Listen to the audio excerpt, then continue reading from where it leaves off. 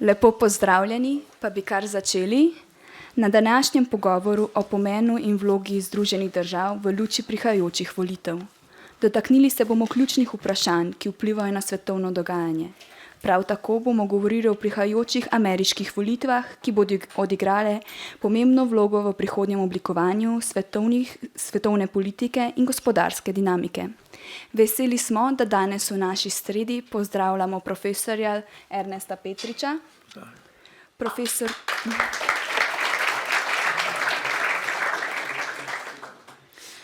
Gospod Ernest Petrič je ugleden slovenski diplomat, pravnik in profesor mednarodnega prava. Njegova dolgoletna kariera vključuje pomembno vlogo v Sloveniji in v tujini. Deloval je kot veleposlanik v Združenih državah, Indiji, na Japonskem in v Avstriji. Poleg tega je bil predsednik Ustavnega sodišča Republike Slovenije in sodnik na Naddržavnem sodišču v Hagu. Njegovo strokovno znanje o mednarodnem pravu, političnih sistemih in Združenih državah je izjemno, saj je aktivno sodeloval v Združenih narodih in drugih institucijah. Veseli smo, da je profesor danes z nami in bo delček svojega znanja delil. Jaz imam pripravljenih nekaj vprašanj, kot pa na vsaki okrogli mizi, seveda pa lahko tudi vi ob koncu zastavite svoja. Pa bi kar začeli. Združene države veljajo za globalno velesilo. Katera so po vašem mnenju ključna področja, ki predstavljajo njeno moč in katera področja jo slabijo? Najprvo hvala lepa za vabilo.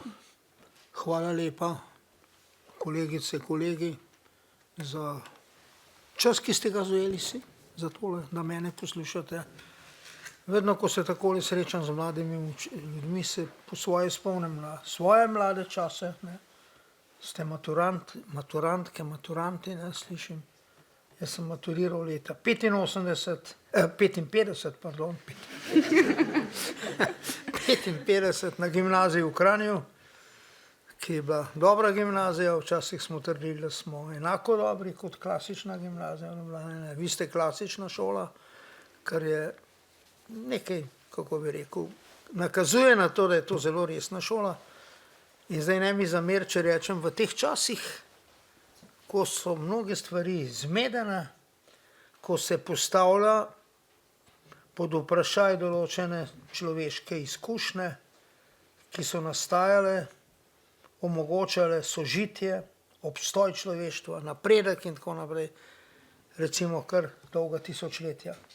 Zdaj vprašaj, vse se postavlja na glavo. In samo takole rečem, kot starejši od vas, ko bomo zdaj še orang zajahali umetno inteligenco, kar prihaja, brez dvoma, sem skoraj da zadovoljen, da bom takratno dogajanje, vaš svet, v katerem boste vi živeli, vaš svet, ne moj je bil to, opazoval daleč. Ker že zdaj se marsikdaj v marsičem ne znajdem najbolje, pa ne samo to, da recimo kakšno tehniko ne znam tako kot vi, pa računalnik, saj nekaj znam, ampak v miselnem svetu vedno več stvari, ki jih na nek način težko razumeš. Ampak o tem ne bomo govorili, mi tule zdaj Amerika. Ameriko sem najprvo spoznal kot gost ameriškega ministrstva za zunanje zadeve leta 1969. Takrat je bila Amerika v hudi krizi. To je bilo kmalu potem, ko je bil ubit Robert Kennedy, brat Johna. John je bil ubit 62. leta, že prej. To je bilo malo zatem, ko je bil ubit en impresiven voditelj temnopoltih v Ameriki, Martin Luther King. Ko je v Ameriki bilo veliko nemirov, neredov in tako naprej. Bili so sredi vojne v Vietnamu, čutila se je že močno ta vojna. Trajala je že nekaj časa, Amerika je bila več ali manj sita.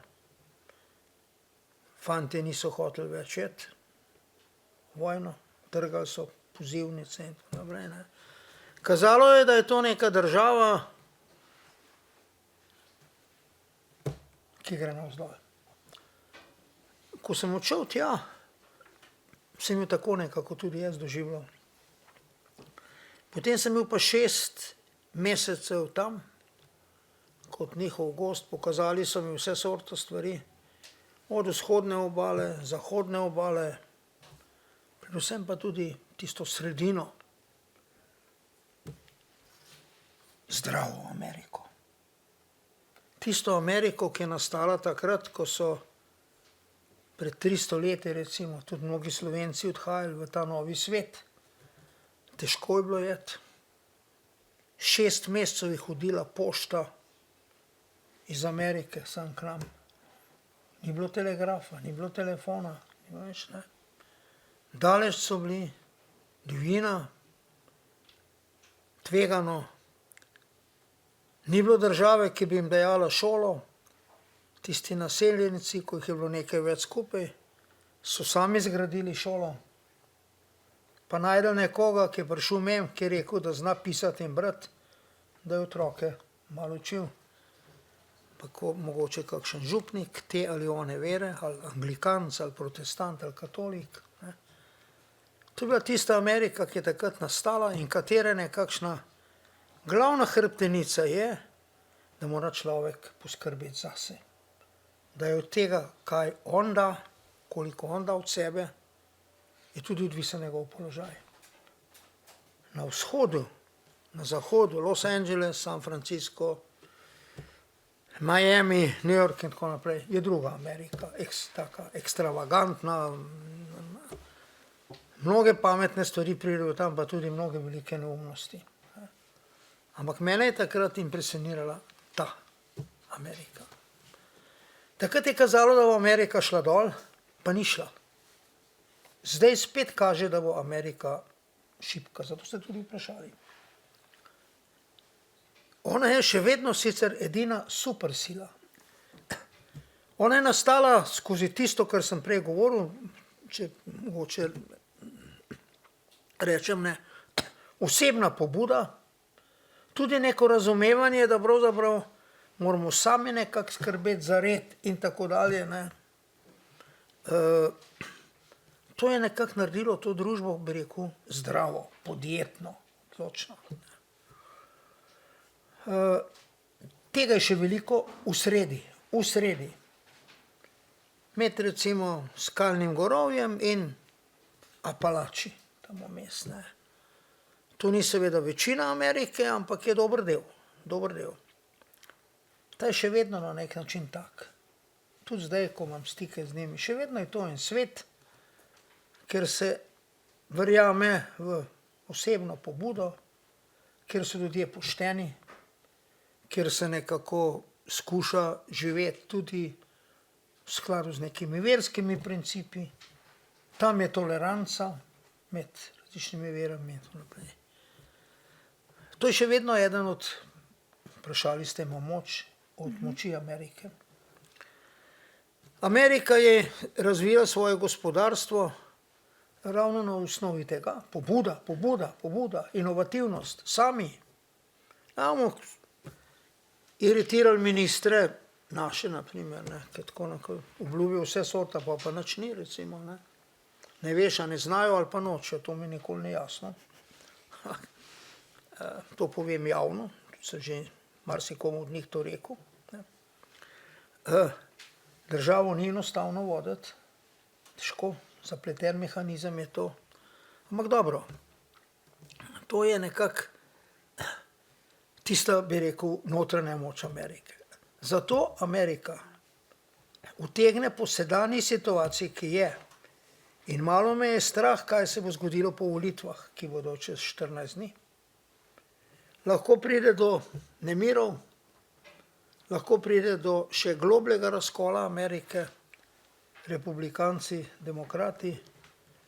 Ampak tako je bilo tudi takrat, zato o tem govorim, ko sem jaz prvič v Ameriki, ampak par let zatem, 10-20 let zatem sem bil ta veleposlanik naše države, je bila Amerika spet na nogah. Uspeli so se izvleči iz vietnamske vojne, dojeli so, da nimajo tam kaj početi. so se na nek način dostojno umaknili. Nobenega resnega poraza niso doživeli na bojnem polju, ampak Amerika se je utrudila se je od te vojne, krste so prihajali domov, kakšnih 70 000 mladih fantov, tudi nekaj deklet. Amerika jo je rekla, in to je rekla zato, ker je demokracija, mediji, kongresu, opozicija, javno mnenje in tako naprej, za razliko od Ruske federacije. Ne. Zato se jaz bojim, da bo tu izhod Ruske federacije iz vojne v Ukrajini dolgotrajnejši in težji, kajti v Ameriki so takrat lahko trgali tiste pozivnice, lahko so demonstrirali, lahko so šli kamorkoli so hoteli in tako naprej. Ne. V Rusiji je malo drugače, če si ravno proti vojni v Ukrajini, si hiter na počitnicah v Sibiriji, zdaj so taki časi, zato bo do te utrujenosti te družbe prišlo kasneje. Mogoče je to edini izhod iz te vojne. Amerika še je zmerno vojaško najmočnejša, najbolj pomembno je, najbolj inovativna je še vedno, najbolj inovativna, najbolj produktivna. Posledica je tega, da je še vedno najmočnejše gospodarstvo, še vedno je, da je edina država, ki svojo močjo posega lahko kamorkoli na našem planetu, ima tudi močno mehko moč, človekove pravice in tako naprej. Čeprav okoli tega nastajajo zanimivi položaji, namreč spominjate se, tokrat Trump ne govori kaj dosti America first. V prejšnjih volitvah, takrat, ki je zmagal, America first, ne. Jaz moram reči, da sem ta slogan razumel drugače in mislim, da sem ga prav razumel. Ker sem bil v Ameriki najprej 69 let, kasneje veleposlanik, 6 let v Washingtonu, 3 leta v New Yorku in tako naprej. Malo že poznam to državo, ne, in to družbo.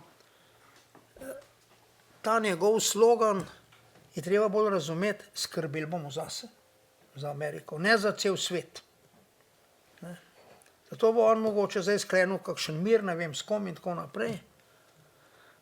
To je tudi ena od razlik med Bidenovo. Biden se je vedno zavzemal za človekove pravice, kjerkoli, tudi pri nas, če hočete. Ne. In tudi zdaj bo kakšno besedo rekel našemu premijeju v tej smeri, dostojno. Tako da ta mehka moč, Amerika kot na nek način glavni varuh tega sedanjega mednarodnega reda, z vsemi problemi, tudi problemi Amerike, nobena družba ni idealna, tudi niso oni idealni, ampak iz tega tudi izhaja njihova moč. Njihova moč izhaja navsezadnje tudi iz njihove geografske lege, 2 oceana jih varujeta, ne. Tudi njihova miselnost na nek način, ne. V Ameriki je še vedno izolacionizem izredno močan, ravno v tistem delu Amerike, tam na sredi.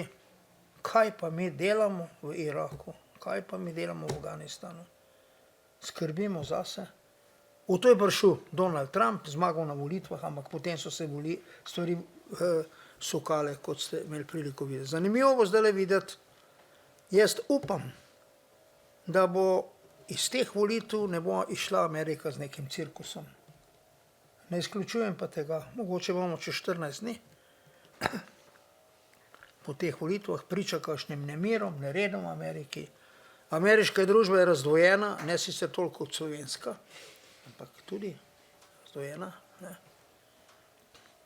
Mnogi tam ne razumejo več, da je bistvo demokracije sobivanje različnosti. Tudi tam bi eni radi to, kar pri nas kar naprej posluša, moramo biti enotni. Enotni so bili, še zmerom so na Severni Koreji enotni, baje vsi.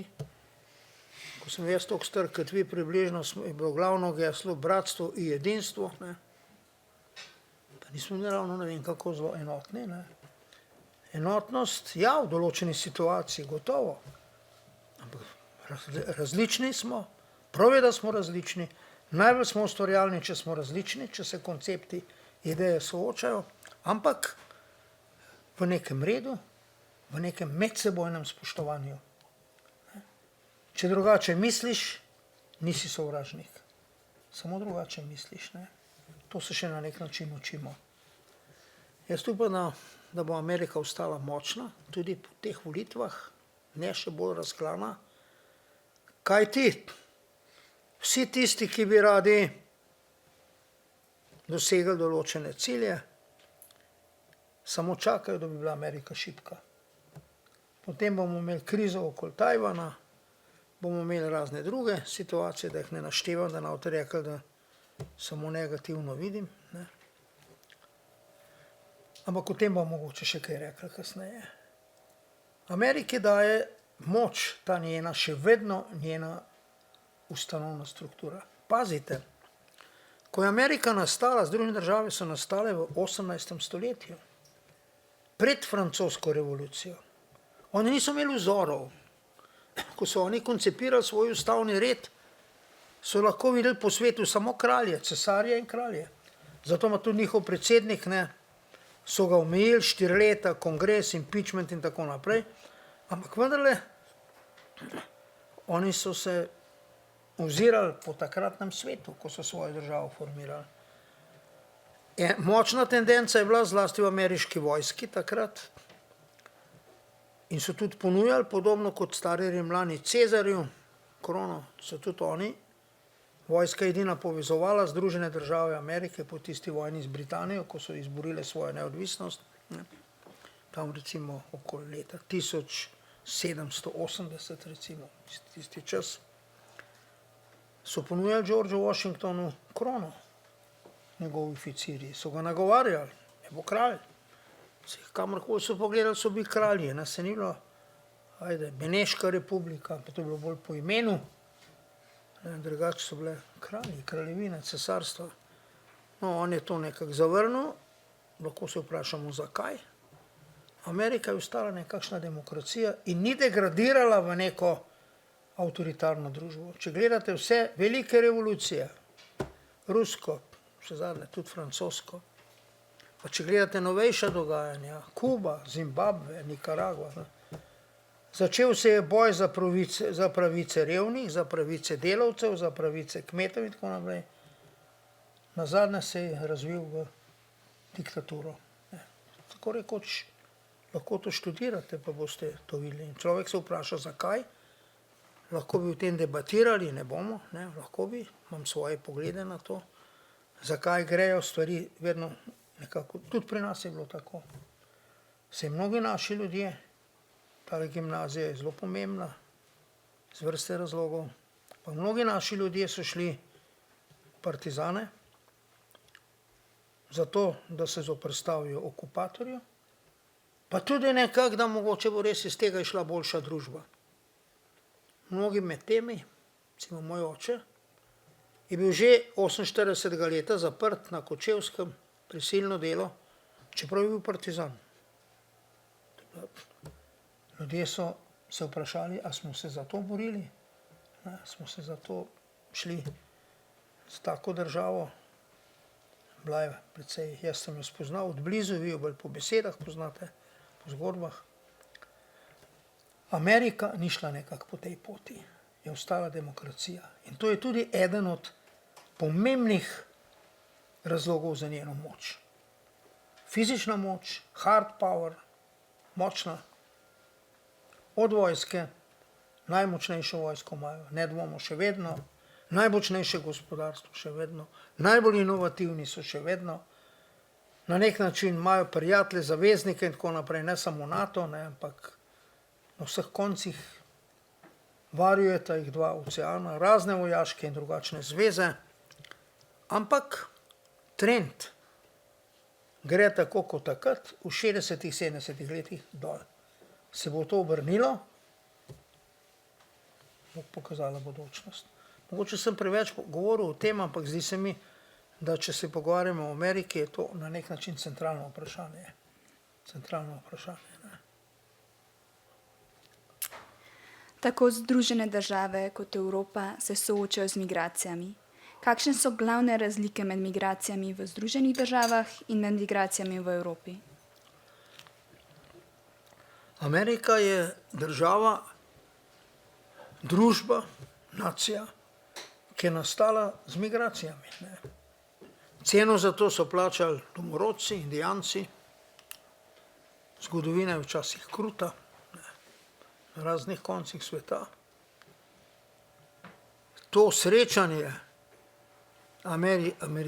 ameriških natives, indijancev, recimo, z nami, z belo civilizacijo, zahodno, je bilo za njih sicer tragično, ampak na nek način skozi vso zgodovino gre za nekakšen proces, da pravzaprav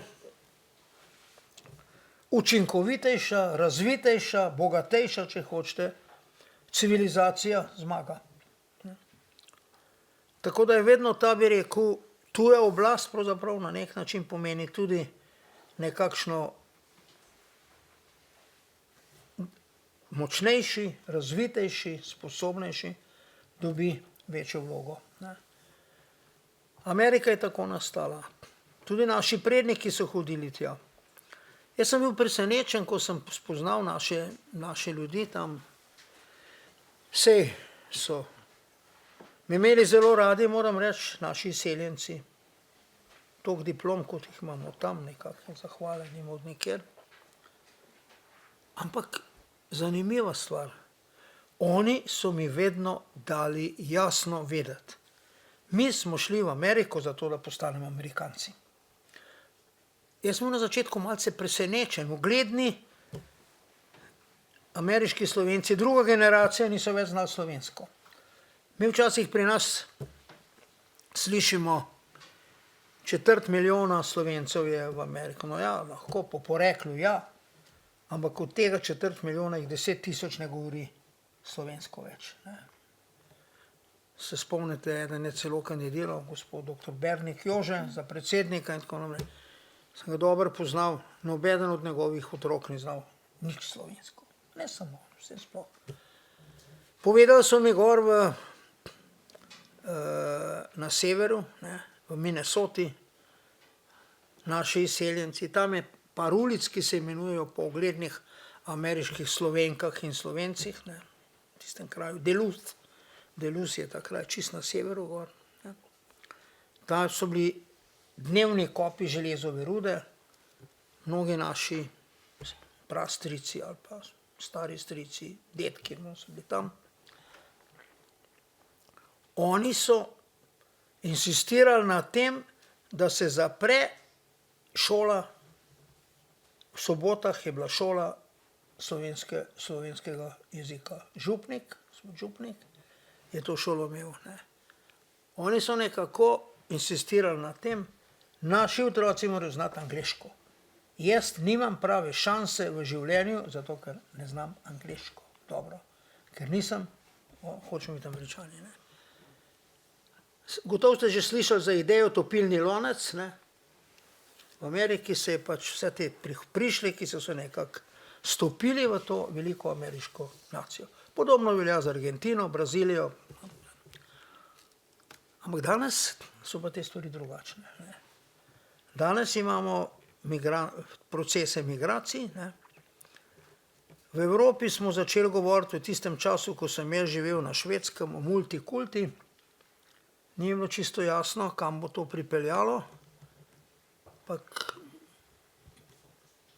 ne vemo čisto dobro, kako se sooča z migranti. In tudi v Ameriki se je stvar spremenila. Kot ljudje imajo te, ki prihajajo, še vedno nujno je, pravično je, mora tako biti, polno enakopravnost. Kaj pa je najbolj koristno za njih same? Ali da jih nekako postavimo z najboljšimi nameni v nek geto. Rečemo, ne imajo šole v svojem jeziku, ne v našem. Ne. Ali je to pravzaprav, po eni strani je to asimilacija, ampak po drugi strani pa njih postavlja v enakopraven položaj. Ker dokler so oni nekako izolirani, migranti, tako naprej, so te stvari lahko problematične, ne, za njih. geto, predmestih. Ne. Amerika še vedno vztraja na tem asimilacija. Ne. V Evropi pa gremo malce drugače. Gotovo izgleda to na nek način bolj humano, ta evropski pristop, ne asimilacija, ampak mogoče pa ni najboljše. Ne. Zlasti, če ta pristop naš, ki ga imamo, te ljudi pravzaprav namesto, da bi jih integriral v našo družbo, saj so sem prišli, tako kot slovenski dedki naši v Ameriko, da bojo Amerikanci, ne, jih na nek način drži izven družbe. Kako se bo to sukalo naprej? Sigurno nediskriminacija, človekove pravice, enakopravnost, tudi pomoč in tako naprej, ja. Ampak ali na koncu kot cilj, da se oni integrirajo popolnoma v našo družbo? Moja babica je bila Dalmatinka, iz časov prve svetovne vojne, stari oče, dedek je bil avstrijski mornariški oficir, bil tam dol na Šibeniku in je našel Dalmatinko, ampak v prvem kolenu že, moj oče, ne, je bil 100% Slovenc. Še pomislil ni na to, da je samo na pol Slovenc po krvi. Ne. Tako da problem je pa velik, zlasti v Evropi. Demografski manko imamo, rabimo delovno silo. Zdaj, včasih se vprašam, a mogoče res ni ta pohlep po dobičku. Zdaj, podjetja morajo delati na veliko. Ne. Zato rabijo tujo delovno silo. Ampak navsezadnje pa to lahko ruinira družbo kot tako, njeno kohezivnost in tako naprej. Ne. Tako da tle so vprašanja, na katera ne znam odgovoriti. Da ne bom predolg, se ustavim tu. V Evropi smo navajeni na večstrankarski politični. Kako, prosim? V Evropi smo navajeni na večstrankarski politični sistem. Medtem ko imajo Združene države zgolj dve ključni stranki, demokrate in republikance. Kakšne so po vašem mnenju prednosti tega sistema in ali bi lahko primerjali predsedniški sistem v Sloveniji, parlamentarni sistem v Sloveniji s predsedniškim v Združenih državah? Glejte, prej sem že rekel, ameriški ustavni red je nastajal takrat konec 18. stoletja. Takrat so njihovi ustavni očetje, Jefferson, Adams, Franklin in tako naprej, številni drugi, postavljali na noge to državo. Vzorov niso imeli. Edina republika, tako rekoč. Edina ustavna ureditev, ki je že takrat sprejela načelo delitve oblasti. Odgovornost, kontrola in tako naprej, ja, oblasti po raznih mehanizmih, vrhovno sodišče, takrat pa njih danes ustavno sodišče, ne. Vse to, kar mi imamo in o čemer včasih še nam ni čisto jasno. Nedavno tega so bile debate takrat o noveli zakona o RTV, da pravzaprav ustavno sodišče je najprej nekaj zadržalo, pa sprejelo, pa vse. Ampak govorili so ustavni sodniki, moji, predsednik tega sodišča nekoč, mislim, da če bi všel, se to ne bi dogajalo. O tem, da pravzaprav mora ustavno sodišče čuvati avtoriteto države. To sem zdaj ponovno slišal v zvezi z preiskovalnimi komisijami, preiskovalne komisije. Demokratični ureditvi so kmalu potem, ko so demokracije začele funkcionirati, spoznali zelo zanimivo, ampak pomembno dejstvo. Tudi v demokraciji večina lahko zlorablja oblast. Tudi večina, ki jo izvolimo, mora biti pod kontrolo. In ker je večina, ker ima vsa oblast, mora biti ta kontrola še toliko bolj rigorozna.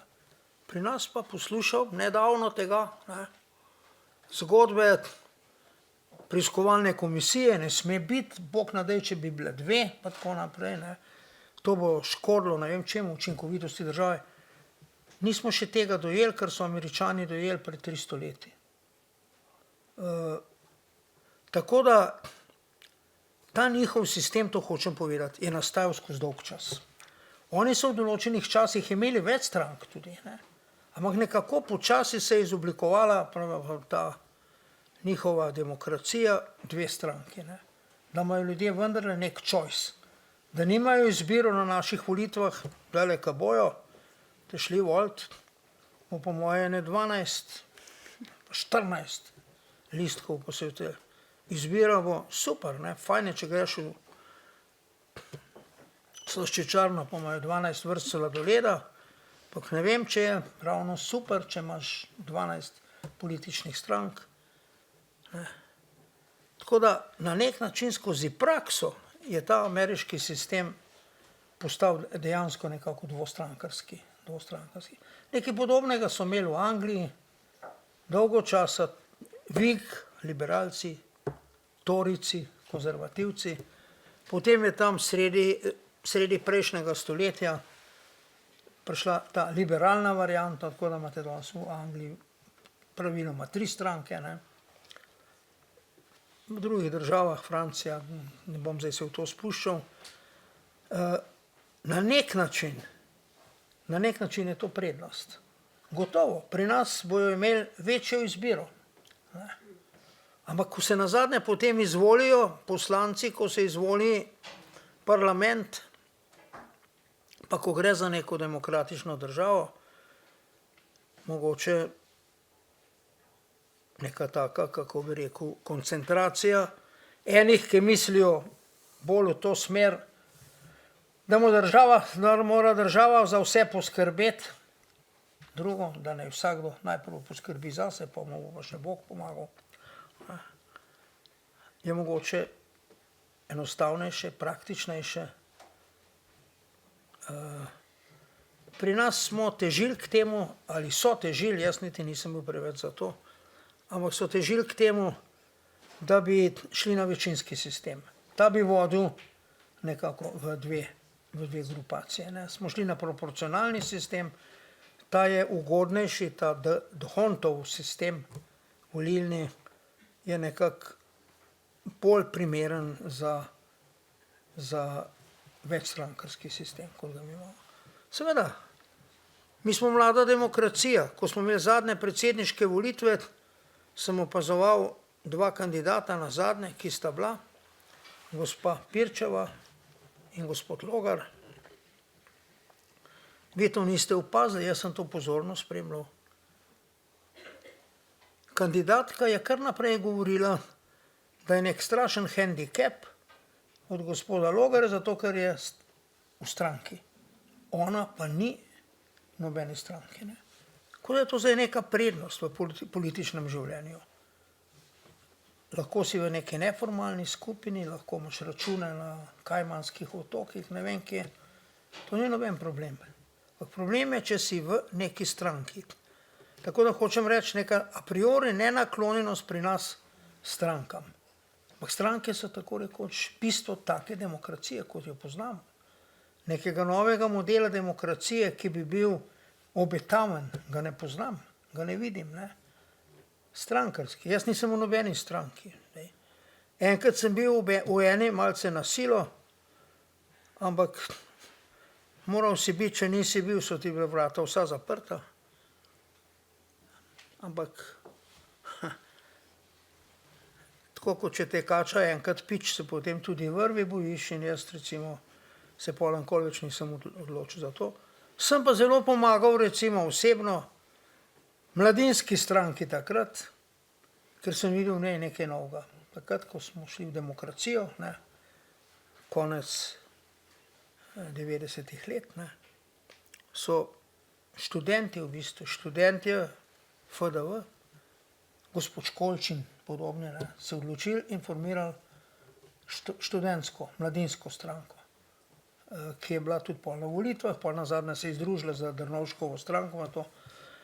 Takrat so me tisti moji študentje, večina teh so bili moji študentje, od Pahorja pa do Janše pa tako naprej, Lukšiča in podobnih, so hoteli imeti stranko in takrat sem jim pomagal. To je bil moj strankarski angažma kasneje, v času nove Republike Slovenije. Mislim, da je Amerika neka utrjena demokracija. Mi to še nismo. Pri nas šele pravzaprav se začenjamo navajati na to, da je bistvo demokracije sobivanje različnosti. Tudi vi verjetno kar naprej slišite, moramo biti enotni. Včasih mi zdi, da poslušam Kim Il-sunga, ali ne vem, tam enega z tistih krajev. Tam so enotni. Prej sem že rekel, moja mladost, bratstvo in jedinstvo, pa polom vsega tega. Hvala Bogu, da v Sloveniji smo jo kar dobro obnesli, v Bosni jo pa niso. Zdaj me pa zanima, kako se politična stališča in pa vrednote demokratov in republikancev razlikujejo. Recimo, te razlike so pravzaprav manjše, kot bi človek rekel in jih razumel v nekem ideološkem smislu. V veliki meri gre za različne osebnosti, zato gledajo, koga bo izbrali za to. Ampak so pa nekatere teme, kjer se razlikujejo. Recimo abortus je neka taka tema. Demokrati so v tem pogledu bolj demokratični, da ne rečem bolj napredni ali bolj pošteni. Demokrati so seveda bolj proč od ameriškega izolacionizma. To ni slučaj, veste. Trump se hvali, da v njegovem času ni začel nobene vojne. Republikanci so bili vedno, zlasti zadnjih 50-60 let, recimo od Nixona naprej, ali pa od Eisenhowerja, ki je bil, predtem je bilo demokratsko obdobje, Roosevelt, Truman. Oni so bolj v zunanji politiki pragmatični. Človek bi rekel bolj realistični. Svet je različen, tam je Ruska federacija, danes takrat Sovjetska zveza, tam je Kitajska, drugačna kot mi, ampak na nek način je treba z njimi sobivati. Na nek način je treba pravzaprav se posloviti od tega, da osrečujemo cel svet.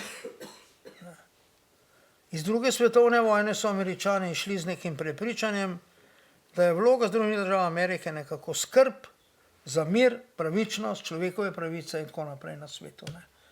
In so se umešavali tu in tam in vse, včasih z uspehom, zelo pogosto brez uspeha.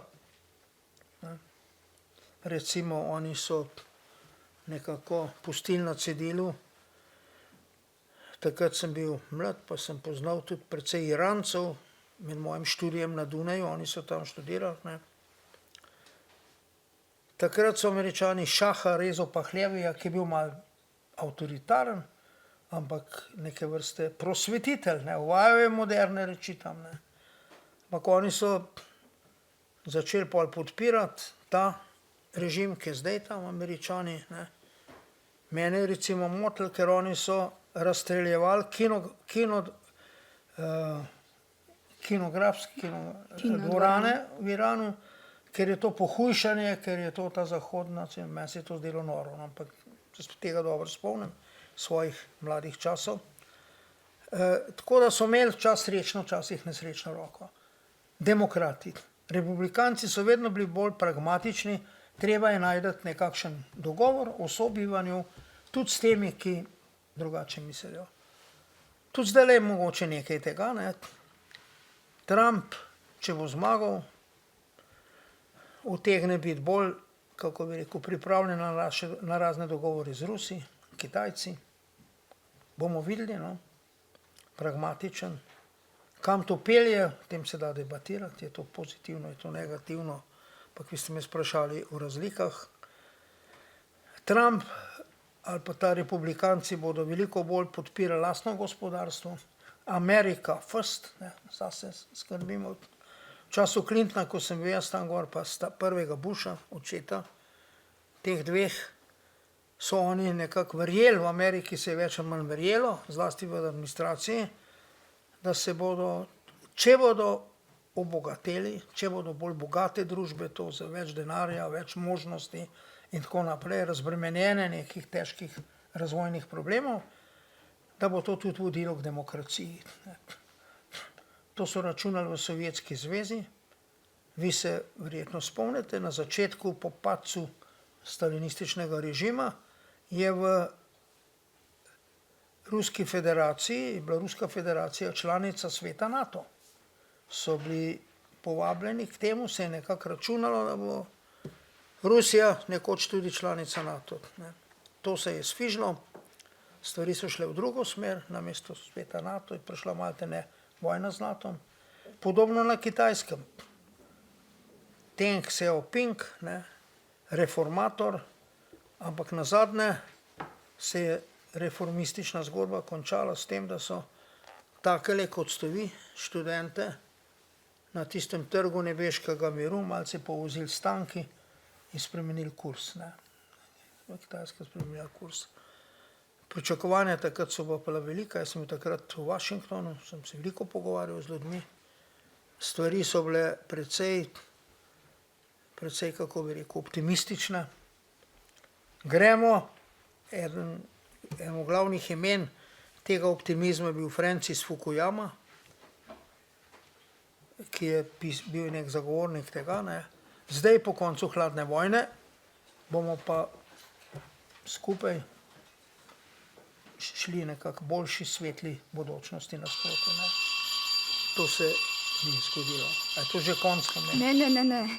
To je sam zvon za odmor. Da nova midva kaj prekršila? Ne, zdaj je še enkrat tok. Jaz imam naslednje vprašanje, ali potrebujete odmor? Kako? Ja, dobro. V preteklih mesecih smo spremljali izjemno dinamično politično kampanjo. V preteklih mesecih? V Ameriki. V Ameriki. In me zanima, kako ocenjujete dva poskusa atentata na Donalda Trumpa, kako ocenjujete Bidenov odstop in nastop Kamale Harris? Glejte, atentati so bili pogosti v ameriški zgodovini na predsednika. Tak spektakularen atentat je bil na predsednika Abrahama Lincolna v tistem teatru v Washingtonu. Sem bil tam parkrat, loža, kjer je prišel tisti, ki ga je ustrelil. On je bil republikanc, ampak on je bil tisti, ki je vodil vojno zoper suženjstvo, bi tako malo poenostavljeno lahko rekli v Ameriki. Potem kasneje Garfield, potem John Kennedy. Takrat smo mnogi mlajši ljudje videli v njemu neko zelo svetlo figuro. Zelo je bil privlačen on za mlade ljudi. Za razliko od Harryja Trumana, ki je bil tak dolgočasen človek. Tako da tega je v ameriški zgodovini kar nekaj. Tudi Robert Kennedy v času kandidature, ko je kandidiral za predsednika, padel pod streli. Malo je to povezano s tem, da v Ameriki ima tako rekoč vsak pištolo doma. To je tudi del tistega, kar sem na začetku govoril. Tudi za varnost moraš sam skrbeti. In je to tvoja pravica in dolžnost. Zato nikakor ne pridejo naprej, da bi tisti amandma, ki dovoljuje vsakmu Američanu, da ima orožje, da bi to reducirali, odpravili. Jaz v tem kakšne posebnosti ne vidim. Bolj se mi zastavlja vprašanje, da je ameriška varnostna služba tako odpovedala. Res je, ni šlo za predsednika, za varovanje predsednika, ampak šlo je za predsedniško kampanjo, šlo za bivšega predsednika in tako naprej. To je malce čudno. Ampak tudi v evropskem prostoru je nekajkrat bilo, se spomnite recimo švedskega zelo simpatičnega predsednika vlade Palmeja, potem njihova zunanja ministrica Lindova in tako naprej. To se nekako večno dogaja. Ta kampanja je izredno ostra, to, kar ste rekli. Jaz ne pomnim, da bi šlo tako na nož, kot gre zdaj. Nikoli v ZDA. Tu gre. In tudi po preprosti ameriški ljudje, ameriški Slovenci, mnogi in tako naprej, jih to boleče prizadeva. Zato se tudi jaz bojim, da te volitve utegnejo biti še dramatične, da bo še recimo zanimivo. Če bo to vodilo k slabljenju Združenih držav Amerike, bo to na daljši rok zelo problematično. Ker nekako ob vseh problemih, ki jih oni imajo, so oni kot tista sila, ki ima dominanten položaj, po logiki stvari, in to vsakdo, ki se ukvarja z mednarodnimi odnosi, razume, element stabilnosti. Stare sile skušajo ohraniti obstoječi red. Nove sile ga skušajo spremeniti. Nova sila, nova moč, skuša mednarodni red na nek način prilagoditi svojim ambicijam, svojemu videnju. Iz tega nastajajo konflikti, ki so tipični za spremembo ravnotežja moči. Ravnotežje moči ima neke svoje zakonitosti. Ko pride do spremembe ravnotežja moči med velikimi igralci, mednarodna skupnost je sestavljena iz držav. Te države, kakšnih 200, 193 je članic OZN, pa še ne 2-3 so zraven. Med njimi so velikani, Kitajska, ZDA, bla, bla. Pa države, ki imajo v skladu z načelom suverene enakosti en glas, tako kot Kitajska v generalni skupščini ali pa Združene države Amerike. To so recimo San Marino, to je recimo Kiribati. Ne vem, če veste, kaj je, jaz tudi nisem čisto siguren. Tuvalu, Palau, Sao Tome in tako naprej, te številne države, majhne, ki imajo vse tudi en glas. Seveda, odgovornost za svetovni mir in varnost vodi teh nekaj velikih sil. Od njih je odvisna, ne od Tuvalu, pa ne od San Marina, ni odvisen mednarodni mir. Ne v pozitivnem, ne v negativnem smislu. In če ZDA nekaj grejo v neko resno krizo, se bo pravzaprav en steber, ki v bistvu deluje stabilizacijsko, stara sila, skuša ohraniti obstoječi red, skuša ohraniti tudi svoj obstoječi položaj in tako naprej, ne ga spremeniti, ker ga spremeni kvečemu na svojo škodo, utegnemo iti skozi zanimive dogodke.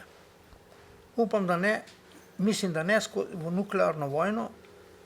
Jaz sem se tega zelo bal pred 2 letoma, ko se je Ukrajina začela.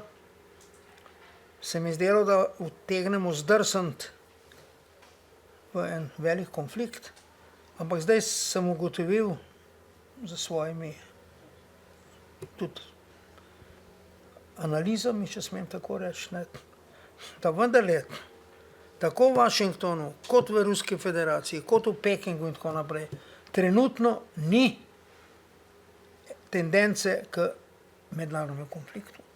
Ne bom rekel, da tega ni v Teheranu, ne bom rekel, da tega ni v Pjongjangu, ampak njih se da držati in zaustaviti. V Moskvi, v Kremlju se zavedajo, tudi v Washingtonu, kaj bi to pomenilo, da bi bil to nek žalosten konec. Zdaj me pa zanima, kakšen pomen je dejstvo, da Kamala Harris prihaja iz indijsko-afriškega porekla v kontekstu sodobnih levičarskih gibanj, kot so Black Lives Matter in Woke gibanje? To je dokaz, kako so se spremenile Združene države Amerike. Združene države Amerike so bile, včasih se je temu rekel WASP, dvojni V, West. Anglo-Saxon, P, protestant. Torej, ta WASP je vladal v Združenih državah Amerike. Potomci tistih prvih valov migrantov, črnci potisnjeni ob stran, kolikor jih je bilo. Hispanikov je bilo malo, zdaj jih je veliko, zlasti na zahodu pa na jugu. Azijatov, Vietnamcev, Korejcev, Kitajcev, Japoncev, vedno več. V Ameriki WASP, ta WASP, White Anglo-Saxon, protestant niso več v večini. Manj kot polovico jih je. In to se reflektira potem. Barack Obama, zdaj gospa Harris, na drugih položajih. Jaz se spomnim takrat, ko sem jaz v Ameriki, je bil minister za obrambo, vrhovni poveljnik vojske, oba, mislim, poleg predsednika, ne, general Powell, tako so bili temni ljudje, ne. Condoleezza Rice, ministrica za zunanje zadeve, te premiki so se začeli, kar je po moje dobro, prav, ne, Amerika postaja, nekako se prilagaja realnosti, to je kompleksna družba, tudi rasno pestra, versko pestra, nekako tolerantna, ampak seveda v tem, kako ne rečem, dinamičnem času, ne, potem pride tudi do raznih pogledov, kot je recimo, ali pa gibanj, kot je Black Lives Matter, kot so bili, zdaj se ne spomnim, Black Panthers, takrat, v tistem mojem času bom, Black Panthers, ne, neki radikalni pogledi, ki ko se nekaj premika, tudi taki pridejo do izraza, ne. Tudi na evropskem kontinentu so ponekod ti razni čudni, skrajni ekscesi, ne, skrajni ekscesi. Tudi recimo, en tak problem je zelo tragičen, ampak to zdaj skočim malo stran, Palestina. Glavni problem od času, ko sem bil vaših let, me je zanimalo palestinsko vprašanje, začelo se je leta 1947. Pazite, 2 leti po genocidu, po holokaustu, so Židi dobili svojo državo, 2 leti potem. Čuvajo to državo, pretiravajo včasih s tem, na vse načine. Oni so videli to svojo državo kot varovalko, da holokausta več ne bo, ki so ga drago plačali. Leta 47, 48, ne.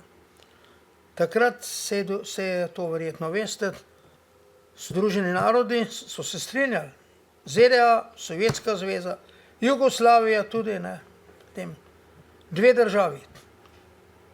Določeno je bilo, kje bosta. Tretja entiteta Jeruzalem, ki bi bil pod mednarodnim statusom. 2 uri potem, dobesedno 2 uri potem, ko je v skladu s to resolucijo Izrael, takrat je bila premierka Golda Meir, razglasil svojo neodvisnost, so ga napadli, ne Palestinci, ampak sosednje arabske države. Takrat se je začel ta ples, strahoten tango, nasilja, grozot.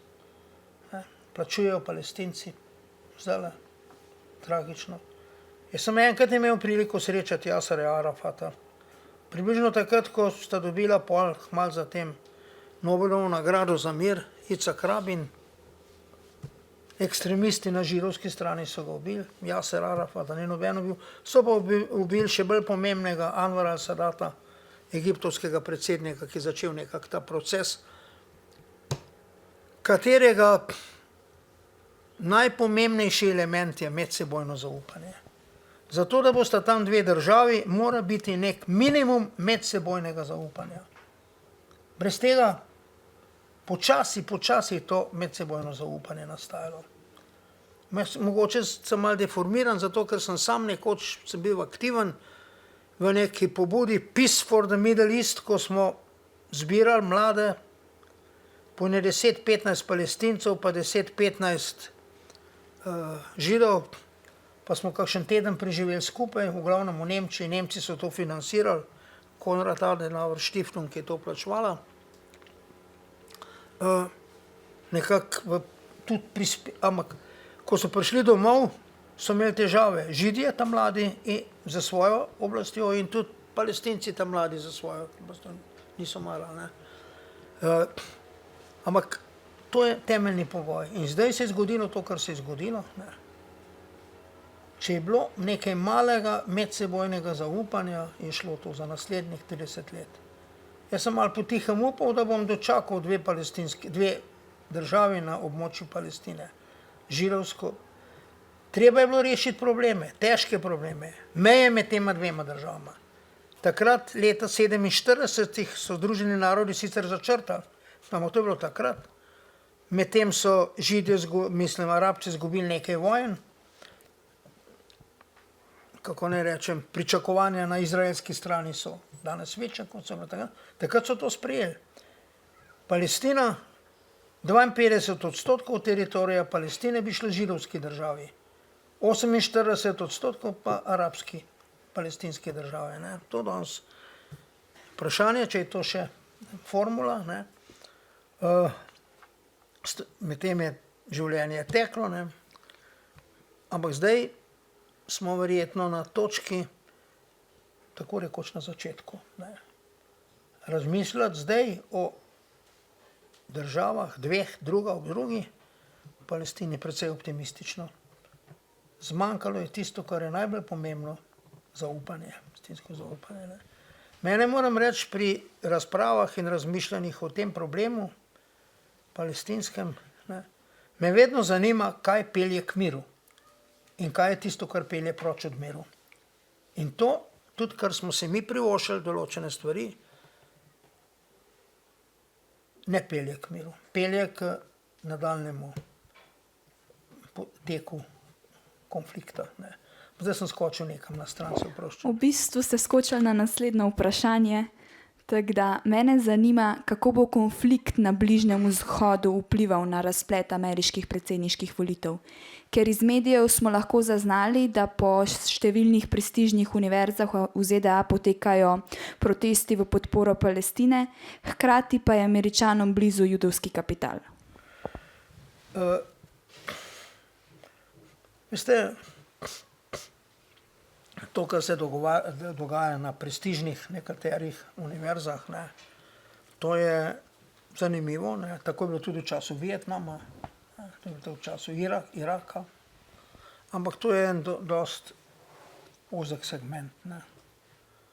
V Ameriki je volilna udeležba običajno tam nekje med 50 in 60%, ne, ampak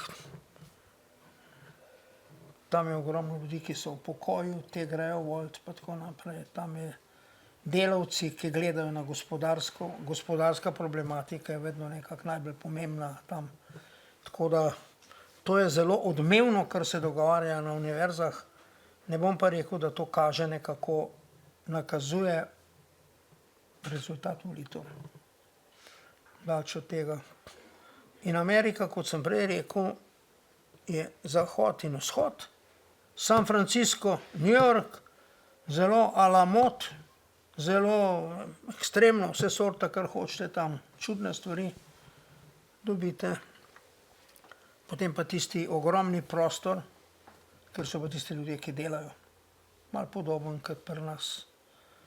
Jaz sem sicer živel veliko let pol v Ljubljani, ampak se ne čutim Ljubljančana, ampak ljudje, preprosti ljudje pri nas na kmetih in tako naprej, pa izven Ljubljane, pogosto ne samo drugače, ampak tudi bolj pametno rezonirajo kot pa tisti v Ljubljani, ki se presedajo iz enega lokala v drugega, pa čisto dobro ne vejo, kaj bi počeli. Zdaj sem bil malce grob, ne, ampak jaz sem odraščal v Tržiču, tekstilni center, moji prijatelji v otroštvu, ko sem bil tudi na univerzi že, so bili delavci, delavke in tako naprej.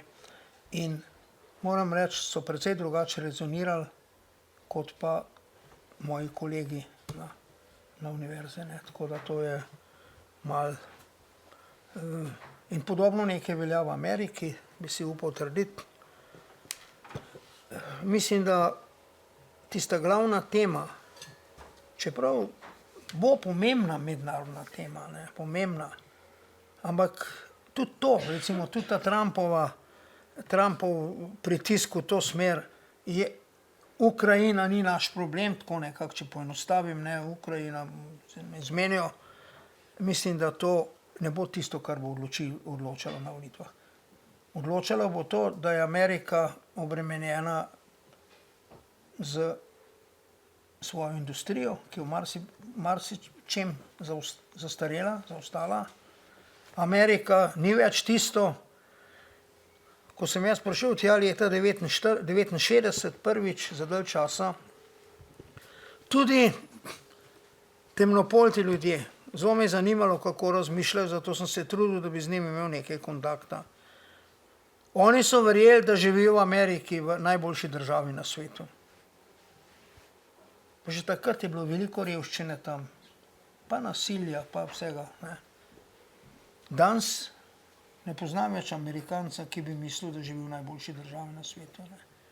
Oni se zavedajo nekakšnega premika, ni to več Eldorado, Amerika. Ne, Ameriko, ne. Tudi v sami Ameriki. Ne. In to bo verjetno imelo tudi en vpliv na volitve. Ne vem, koga pa vi mislite, da bo zmagal? Meni se zdi, da je zelo tesno. Se razlikuje za 2% točki. Tesno pa bo, ja. Ja, si pa nimam še toliko izkušenj, da bi si upala napovedati rezultat. Tudi jaz ne vem, ampak pri tistih volitvah, ne teh ta zadnjih, ampak unih predtem, ko Trump zmagal, sem bil edini, ki je na slovenskih medijih govoril, da bo zmagal Trump. To ni pomenilo, da jaz zanj navijam, ampak sem toliko razumel Ameriko, da imajo Američani tega dovolj, da so po celem svetu plačujejo, prihajajo truge iz tle, tam levo, desno, brigajmo se zase. In on, mega. Ne. Make America great again, America first in tako naprej. Njegovi slogani, skrbeli bomo zase. Ne. In sem vedel, da bo to verjetno ga pripeljalo do zmage. In se nisem zmotil. Kako bo zdaj, bi pa težko rekel. Težko bi rekel. Upam, da te volitve ne bodo eskalirale v kakšne nerede, nemire, kot je bilo to takrat, ko so ubili Martin Luther Kinga in so po Ameriki goreli celi predeli mest in tako naprej. Ne. Takrat je bilo, ko se je kazalo, da gre ta država dol, ampak ni šla. V 20 letih se je postavila na noge spet. Zdaj me pa še zanima, kako menite, da bo razplet ameriških volitev vplival na vojno v Ukrajini? Mnogi pravijo, da bo to zelo vplivalo, ne, pravijo, da bo Trump to zgodbo na nek način zaključil. Nisem siguren. Veste, ta Ukrajina je neke vrste skala premika. Če se tu stori nekaj, pazite, da se prisili Ukrajino, s tem, da se jim ne daje več pomoč in tako naprej, da tako rekoč izobesi belo zastavo, pristane na to, da ne bo vodila svojo obrambno politiko, tako kot suverena država, se sama odloča, da si vzame tretjino teritorija in nekaj podobnega. To pomeni konec sedanjega mednarodnega reda, ki temelji na suverene enakosti vseh držav, prepovedi agresije je zločin po mednarodnem pravu. Vi verjetno ne veste, da tudi v našem kazenskem zakoniku, mislim, da je člen 106, je določba, da če podpirate agresijo, če jo zagovarjate, če jo propagirate in tako naprej, storite kaznivo dejanje. Kazni so izjemno visoke. Posledica druge svetovne vojne in vsega tega. Ne. Najprej je bila agresija definirana kot zločin zoper mir. Potem pa so to zamenjali, agresija je pač agresija. Ne. Je tudi definirana v mednarodnem pravu kot zločin države in tudi tistih posameznikov, ki jo povzročajo, vodijo, počenjajo in tako naprej. Ne. To bo neka zelo žalostna, bi bila neka zelo žalostna zgodba. Še več kot to bi spominjalo na Münchenski sporazum. Pred drugo svetovno vojno leta 1938 je kazalo, da bo se šlo v vojno. Zelo zanimivi ljudje, recimo celo tisti angleški kralj Edward VIII, ki je abdiciral potem, zato ko se je z Ločenko poročil, gospod Simpson, ne. recimo veliki letalec, gotovo ste že slišali za njega, Lindbergh, recimo prvi preletel Atlantski ocean, pomembne figure. Številni drugi so govorili, sej Hitler ni tako slab. Treba je z njim skleniti mir. Sej Putin ni tako slab, treba je skleniti mir. V Sloveniji mirovniki, treba da gre slovenska delegacija v Kremelj, pa da predlaga Putinu. In ker Slovenci, če pridemo, udarimo po mizi, pa že nekaj bo. Ne. Takrat je tudi potem angleški premijer Neville Chamberlain, pa francoski premijer Daladier, so šli v München, so se srečali z Wolfetom, pa s Benitom Mussolinijem in so sklenili dogovor, brez da bi Čehe kdorkoli kaj vprašal, in so Češko razdelili. Ko je priletel na letališče v Londonu, Chamberlain je tisti sporazum vzel ven. Tukaj je garancija za 100-letni mir v Evropi. To so njegove besede, malo sem jih parafraziral. To je bilo spomladi, to je bilo sredi leta 1938. Leto dni zatem smo imeli mir za 100 let, jok, vojno. Najbolj grozovito vojno v zgodovini človeštva. Ne. Tako da, te stvari so nekako, kako bi rekel, en naš diplomat je napisal en članek pred nedavnim, ne, naslov je dal zelo dober. Ni vsak mir pravi mir, ne, ni. Ne.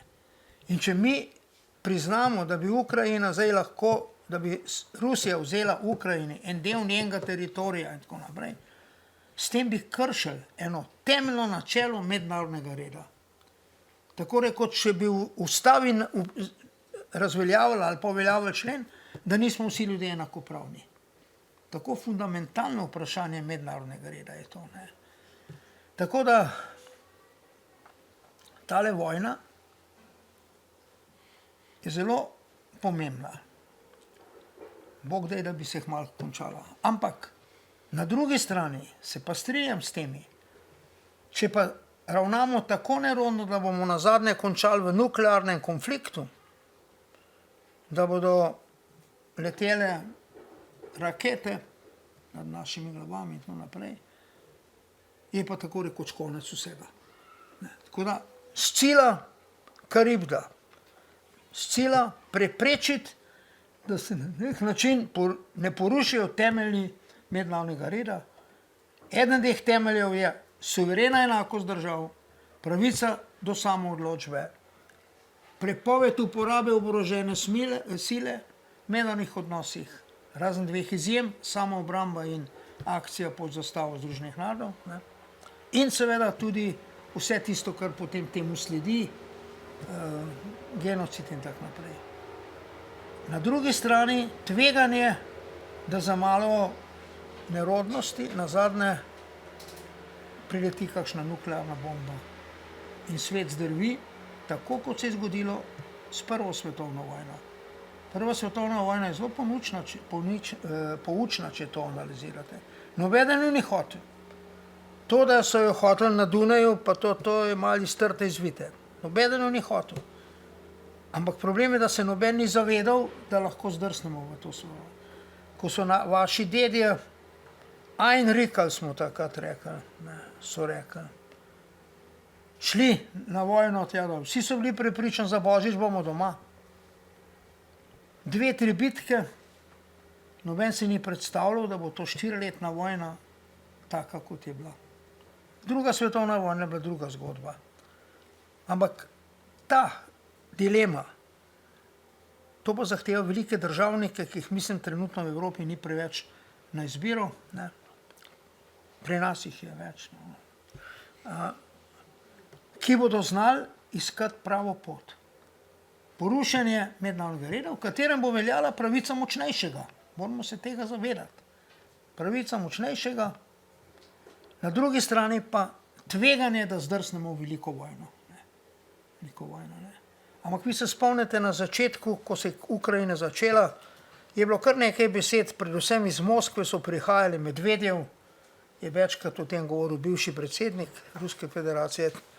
Cilj bo nuklearni London, pa ne vem, tako daleč je šel. Ne.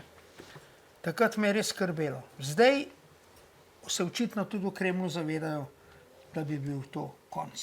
Vsaj tako ocenjujem, ne, pa da se ne motim. To se pravi, med tema dvema skrajnostima je treba najti neko določeno rešitev. Zdaj dodatno pa še Gaza, ampak to je pa zdaj mogoče druga zgodba, pa se na tej točki ustavim. Jaz imam še zadnje vprašanje, potem pa vas vabim k besedi. Mene pa zanima, ali menite, da bi bilo bolje za Evropo, da se povezuje z Združenimi državami ali z Rusijo, če upoštevamo trg, surovine in energetske vire? Če bi šli radi čez nekaj let na počitnice daleč na sever Ruske federacije, pa se dajmo povezati z Rusijo.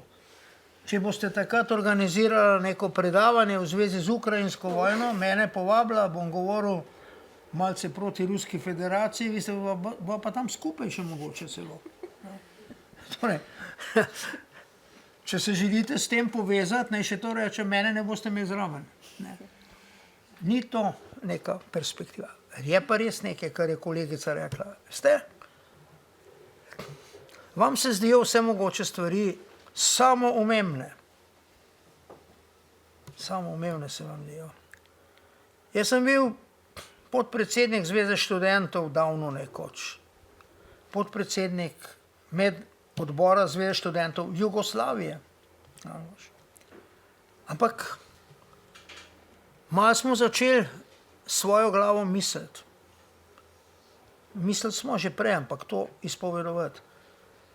Takrat je slovenski profesor na filozofski fakulteti izdal knjigo Slodnjak, velik naš slavist po imenu, poznate, ne? Oče od tistega luštnega igralca, ne? Ki je bil nekako moj kolega, njegov oče. Izdal knjigo Poezije slovenske v Berlinu. Mi smo bili vsi ponosni na to študente. Naš profesor je izdal knjigo v Berlinu. Ni slaba naša univerza.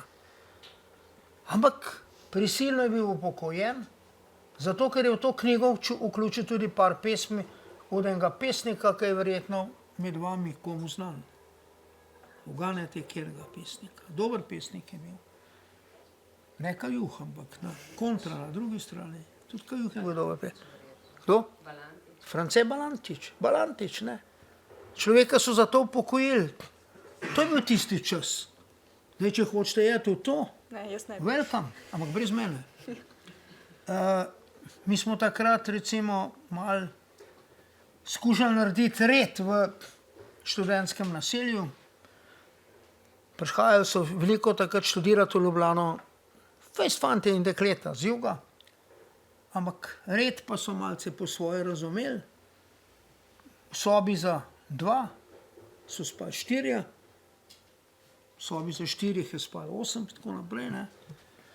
In mi kot študentska organizacija smo začeli malce red delati, se že veste, kaj je bil rezultat. Obsojeni smo bili kot nacionalisti, šovinisti, nacionalisti, mi smo sam red delali, nismo nič pomembili, ne. Torej, Navalni, ne, imel malce proti vojni in tem rečem. Ne vemo čisto dobro, zakaj je umrl, ampak vemo, da je umrl tam gor nekje daleč in tako naprej, ne. In moji prijatelji, kar nekaj jih je, nekdanji njihov šef mednarodnopravne službe v Ministrstvu za zunanje zadeve, Dimitrij Georgijan, kasneje je bil 9 let sodnik mednarodnega sodišča v Hagu, ruski sodnik.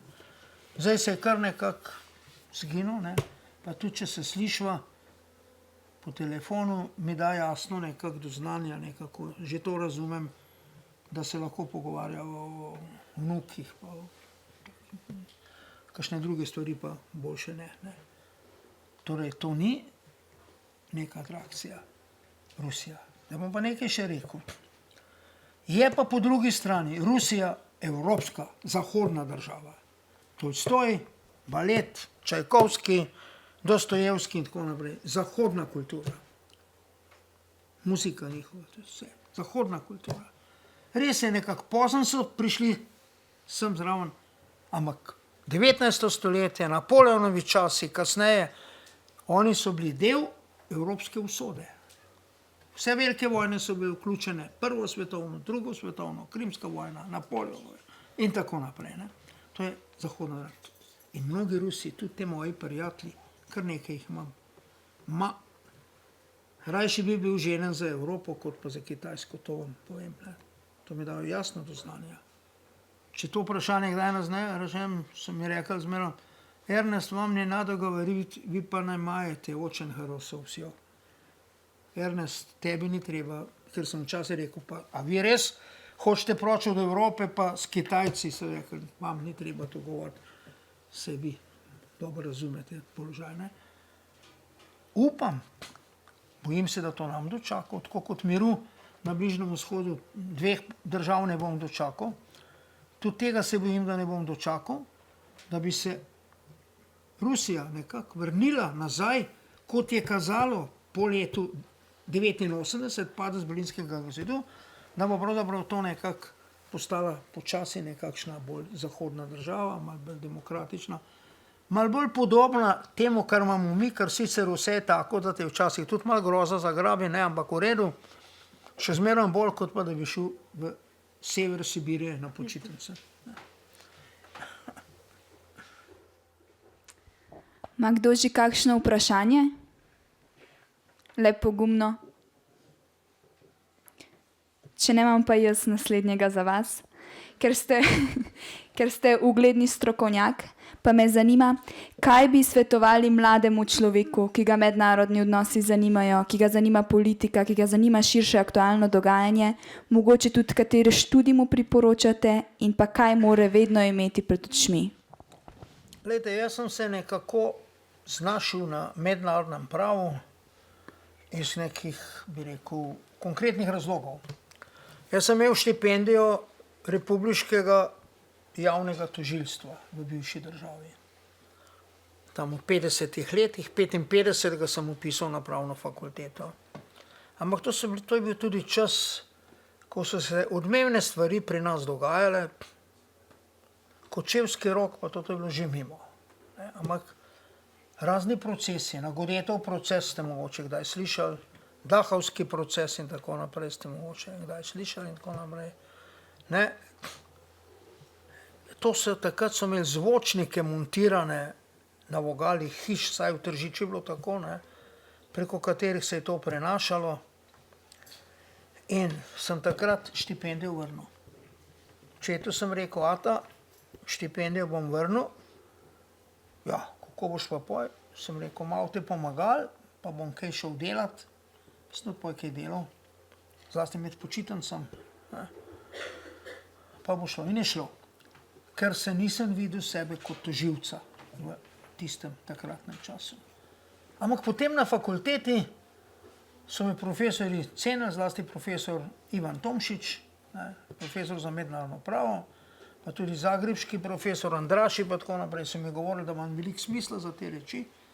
In sem potem zajadral proč od tistega, kar je me motilo, da bom kot tožilc imel moralne dileme, ko bom obtožal nekoga, pa nam čist prepričan. Ampak tako je takrat bilo. Ne. Poznal sem tudi par takrat uglednih tožilcev, recimo Zore je bil, ne. On je bil potem, njega sem poznal, ker je bil predsednik Društva za združene narode. Tako da sem takrat skočil v mednarodno pravo, ker se mi je zdelo, to je pa na nek način. Ne bo kakšnih hudih moralnih dilem, in jih nekako ni bilo. Tako da moj oseben primer je mogoče specifičen. Vi živite v drugem času, tega problema, ki sem ga jaz takrat imel, nimate. Če koga to zanima, prvič, kaj preberite? Tle je ena moja knjiga o zunanji politiki. 10 knjig sem napisal o zunanji politiki. Tale je bolj tako ena taka poljudna zgodba, zato sem jo tudi predlagal, ne. Ker opisujem, kako sem jaz videl probleme tudi mednarodne skozi svoje življenje. Ne. Drugač, 3 knjige svoje smatram za pomembno. Ena je Mednarodno pravno varstvo manjšin. V 60 letih prejšnjega stoletja je bilo to zelo aktualno vprašanje na Koroškem, v Italiji, in sem smatral kot svojo dolžnost, da nekaj o tem napišem. Tisto knjigo še danes na veliko pri nas uporabljajo. Pol v 80-ih letih se je začela kazati na obzorju nova situacija. Se mi zdelo, da sem dolžan napisati knjigo o pravici narodov samoodločbe. In v tisti številki Nova revija, številka 57, naprej, se pravzaprav vsi, ki pišejo o samoodločbi slovenskega naroda, sklicujejo na moje teoretske ugotovitve v tisti knjigi. No in kakšnih 15 let nazaj sem glede na svoje izkušnje v zunanji politiki. Jaz imam nek posebej privilegij. Jaz sem kot veleposlanik služil dvema državama, prejšnji in sedajni. Jaz sem bil član takrat, minister zelo mlad Kavčičeve vlade v Sloveniji. Kavčič je bil nekdo, ki smo mladi ljudje takrat upali, da nas bo peljal varno proti zahodu, proč od tistega v nove lepe čase. To se ni zgodilo in takrat tisti, ki smo bili ob njem, smo bili ekskomunicirani, lustrirani, bi lahko rekli. Ne? Takrat sem veliko delal od zunaj kot svetovalec kolumbijske vlade, iraške vlade, v Etiopiji sem bil profesor od zunaj. Ko sem se pa vrnil, so se pa že časi spremenili in takrat je Slovenija rabila dobre predloge, tako so mi saj rekli, za SIP, ker Slovenija je imela pravico imenovati 8%, približno 8 do 10% veleposlanikov, ne? In so meni takrat predlagali, če bi šel na to listo. To se mi je zdelo zanimivo. Potem sem tudi pisal in sem na to listo šel in sem tako zajadral v jugoslovansko diplomacijo. In sem smatral potem, zdaj, ko sem bil pol veleposlanik, jaz sem prvi veleposlanik, ki ga je ta država imenovala kot svojega veleposlanika. Mislim, da sem prvi Slovenec, ki je prestopil prag Bele hiše v uradnem svojstvu. Ne? Zdaj bo šel, ne vem, se je srečala v Beli hiši z Bidenom, recimo, da se bosta, ne? Kakorkoli že. No? Jaz sem tam noter bil takrat. Pridaja akreditivov, to je nek diplomatski akt, ko ti nastopiš diplomatsko službo, te v svoje rezidence, tako rekoč zasebno sprejme predsednik tiste države, kamor si akreditiral. To je bila moja tretja pomembna knjiga. Vmes sem pa še pisal razne druge reči, ker sem tudi smatral, da sem dolžan slovenskim mladim diplomatom posredovati moje videnje, moje izkušnje. Ta knjiga je šla tudi v angleščini pred 10 leti v Bostonu in v Leidenu sočasno, v holandskem. Bila prevedena še v 2 druga jezika in bo zdaj tudi nova izdaja, druga, ki je šla pred 2 letoma, prevedena v srbščino. To mi je posebno zadovoljstvo, ker veste, kakorkoli je že bilo prejšnja država, pa vse to, ampak na vse zadnje, jaz sem odraščal v prejšnji državi. Ne?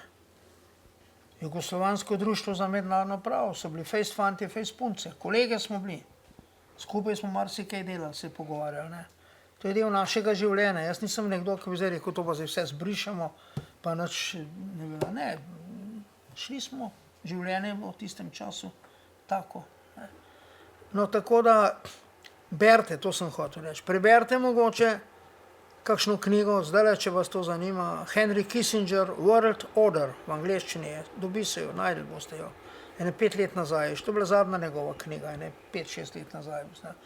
Potem preberite eno tako temeljno delo o mednarodnih odnosih, ki vam bo omogočilo boljše razumevanje tega fenomena, Hans Morgenthau, Politika med narodi. Mi smo imeli, jaz sem bil nekako urednik te zbirke, se mislim, da sem celo pri tej knjigi tudi urednik zbirke, Acta Diplomatica, več let, izdali smo celo vrsto knjig in smo tudi to knjigo izdali Politika mednarodnih. Je stara 40-50 let, ampak je še zmeraj neko temeljno delo.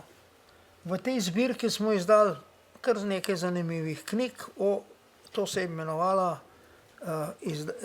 nazadnje je to izdajala Mohorjeva družba Celovc, tole, predtem pa Center za evropsko prihodnost, ena organizacijska enota Ministrstva za zunanje zadeve. Ampak berite teh stvari. Drugo, jeziki. Angleški je treba orang znati, po možnosti tudi francoski. Francoščina se malce vrača, ne, tako, malce sem vem, vse pa se vrača. Ne. Dobro je znati Tisti, ki bodo čez 10, 15, 20 let znali kitajsko dobro, bodo imeli veliko prednost. Tudi v biznisu. Vsem, ne. To je jezik. Hej. Jaz ene besede ne znam, tako da nisem ravno pravi vzor za to, ampak budućnost gre v to smer. Poleg tega bi vam svetoval tole. Izrabite vse možnosti, ki jih imate za izmenjavo. Erasmus, etc. in tako naprej. Vse, kar tega je. Ne. Tisti, ki vas ta mednarodni fenomen zanima. To je, ne še to rečem, ni samo služba, to je način življenja. Način življenja je to. Ne. Jaz sem sicer kombiniral skozi te stvari, vedno sem bil tudi profesor zraven. To ne nujno, škodo je pa tudi ne. Tako da, če vas to privlači, ampak pravim, to je način življenja. Tu plača ceho soprog ali soproga. Kariere, težko se združi, da imata oba neko kariero. Ne. Mogoče, če kdo malo odlaša z poroko, pa se pol, ki je že precej star diplomat, poroči z eno malo mlajšo diplomatko, ne. Pol že nekako usklajujeta, ne, ampak drugače eden, to se pravi tisti, ki ni diplomat, žrtvuje svojo kariero. Greste po svetu, popolnoma zgrešeno, sam živeti tam 3 ali pa 4 leta v neki prestolici v Pekingu, žena pa v Ljubljani ali pa. Večina teh zakonov se podre, to vem iz prakse, to vem povedati. Ne moje, ampak kolegov, ne. Otroci plačujejo veliko, malo se šolajo tle, malo se šolajo tam. Tle v Sloveniji tako rekoč jih ni, ampak Slovenija je pa posebna dežela, tlele si ali si in, ali te pa ni. In pa pomeni, da imaš sošolce, prijatelje iz mladosti in tako naprej, pa se že pošlihta. A je zdravstvo privatno ali javno, sošolci z gimnazije so zdravnike. Ej, Francel, zvija me, prsih nekaj, pogled, in tako naprej. To je poseben način življenja. Tako ne živijo v Ameriki, tako ne živijo. To je tam dinamična fluktuacija, te osebne mreženje pa zveze ne pomenijo toliko tle. Pri nas je pa to vse. Vem, ker imam samo otroke, ki so skozi to šli. Ne. Tako da, ampak tudi neko veselje mora to biti, neka želja. Je pa tega vedno več. Vedno več bo mednarodnih organizacij, vedno več bo možnosti za zaposlevanje na tem področju. Kajti svet postaja vse bolj internacionalen. Drugače, konkretno, mogoče se pozanimajte, tisti, ki vas mogoče to zanima, odgovarjam na vaše vprašanje. Vsako leto so neki razpisi ministrstva za prakse, da greste poleti na prakso, na kakšno ambasado ali pa tlele na MZZ pri nas, ne, malo pokličite tam, malo vprašajte, mogoče vaša gimnazija lahko formalno vpraša ministrstvo, kakšne možnosti so. Toliko bi lahko svetoval ta hip. Dobro. Ima kdo kakšno vprašanje? Imamo čas ravno še za enega.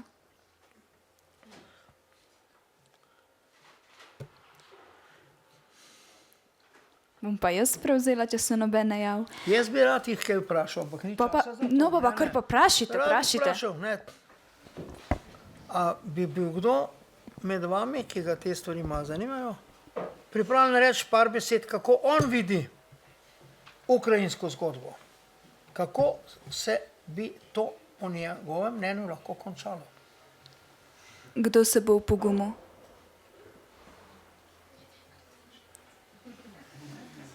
A ti da mikrofon? Dej par besed, pecam. Evo. Zdaj imaš odlično priložnost. Ja, zdravo, sem Martin Otrin in sam se nimam za nekega poznavalca tega konflikta, ampak ja, kako jaz to vidim, ja, v resnici bi se zelo lahko poistovetil tudi s tem, kar ste vi rekli, sicer pač težko je najti neko rešitev, ker po eni strani bo pač prikrajšana, torej 1/3 ozemlja bi šlo, pač če bi končali zdajle na tak način, kot ste rekli, bi šla 1/3 ozemlja, pač avtomatsko Rusi, sicer bi bil nek navidezni mir, ampak ne bi bili pa zadoščeni s tem, ne, in še vseeno pač bi se pa lahko zgodilo kaj podobnega kot Nemčiji pred drugo vojno, ker so pač zaradi tega, ker so bili s sankcijami toliko prekrajšani, so se probali maščevati vsemu, ne, tako da to bi bil tak dvorezen meč, no. In ja, po drugi strani pa, če bi pa nadaljevali, ja, pa vidimo, kako je že 2 leti, ne, tako da tukaj res jaz sam še ne vem, kaj bi bila sploh najboljša rešitev glede tega, kaj bi lahko sploh naredili in ne vem, težko je karkoli reči glede tega. Upam, da bojo diplomati naredili najboljše, kar bojo lahko in ne vem, bi prepustil to njim, da čim boljš opravijo svoje delo, no. Ampak jaz sam pa težko povem, kaj bi bilo najboljše, pa tako, ja. Ja.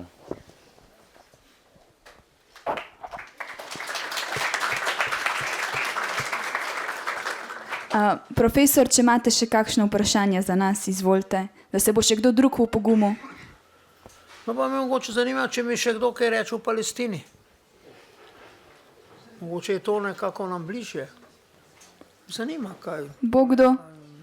Ne študenti se že srečujem tam na fakulteti, ne, ampak vi ste pa maturanti, ne, pa tako naslednja generacija. Kako vidite vi to? Super, a prideš prosim sem?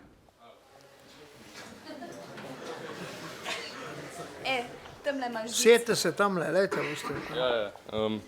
Saj, čist kratek pogled. Jaz sem malo gluh tudi za to. V redu. V bistvu Izraelci so že v preteklosti, skozi zadnjih 150 let, so dali marsikakšno rešitev, a ne, tudi kompromise so ponujali Palestincem, pa očitno tega nočijo. Sama problematika se pa meni zdi, se pravi v nadaljevanju vojne, je to, da se Hezbola in Hamas skrivata med civilisti, zaradi tega je tudi toliko žrtev. Civilisti po drugi strani so na nek način tudi prisiljeni, da ne morajo teh ljudi razkriti, a ne. V bistvu se tudi sami bojijo in zdaj, čeprav Izrael je marsikakšen kompromis že ponudil, ga Palestinci ga ne bojo sprejeli, Izraelci se pa tudi ne bojo kar predali, bom jaz rekel, oziroma pustili, da se z njimi tako počne.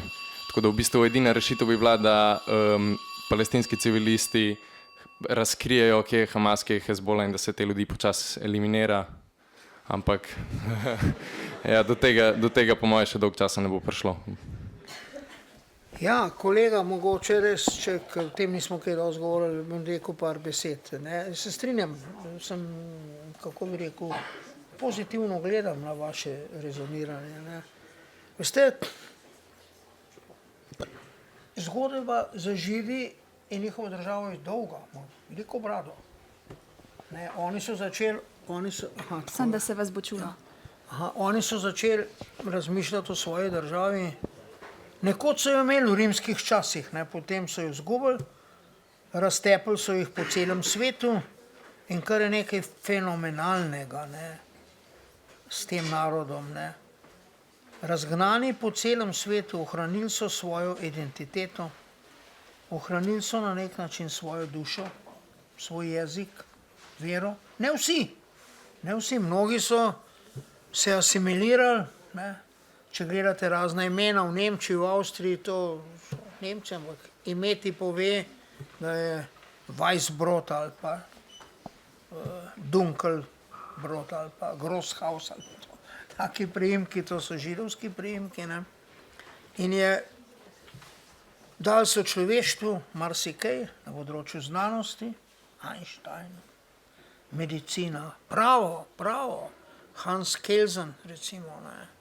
Številni drugi tudi, medicina. Narod, recimo, svojevrsten.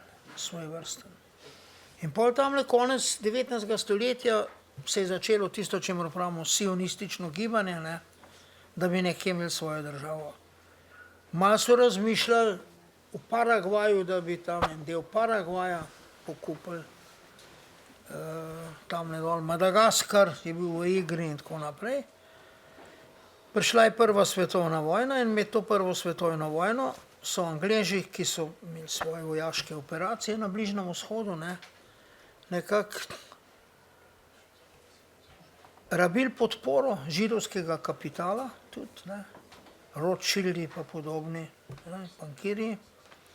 In takrat so nekako Angleži, njihov zunanji minister, Lord Balfour, med svojimi vojnimi cilji razglasili, da bodo poskrbeli tudi za dom, ni bilo rečeno state, ampak dom, a home, ni bilo rečeno the home, ravno, ampak a home, eden od domov za Žide, da bo tudi Palestina. Palestina je bila takrat pod Turčijo, med prvo svetovno turško vojno. In te sionisti so se takrat začeli, Tomaž Herzl zlasti, Dunaj, so se začeli nekako zavedati tega in se jim je zdelo presneta res najboljše je pa Palestina. Palestina je postala angleški mandat in to, kar se je tam začelo dogajati, je, da so Židje se začeli tja vračati. Nekaj je bilo skozi, ves čas, v srednji vek in tako naprej so bili, ampak zdaj se jih je začelo nekaj vračati. Začeli so nastajati ne konflikti samo z Britanci, ki so bili kolonialna oblast, ampak tudi med Židje in Arabci. Židje so bili, če tako rečem, malo bolj sposobni ali bolj organizirani, kakorkoli že. In tako, ko so Britanci zapustili ta svoj mandat, se je zgodilo tisto, o čemer sem prej govoril, nam ponavljal. Država, Združeni narodi, eden prvih velikih problemov, s katerim so se Združeni narodi ukvarjali, palestinsko vprašanje, dve državi, pol približno, Jeruzalem kot sveto mesto praktično za vse velike zahodne religije, pod posebnim mednarodnim statusom. No, takrat je prišlo do prve vojne, ampak prej sem že omenil,